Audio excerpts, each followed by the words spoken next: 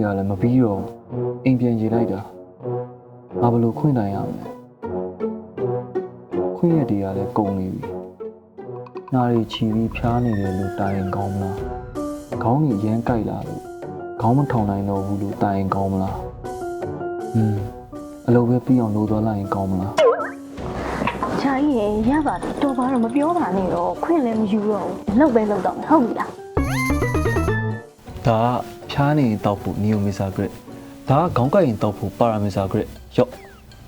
ချာကြီးရေကျေးဇူးတွေကဆက်လို့မကုန်တော့ကျေးဇူးတင်ပါတယ်ချာကြီး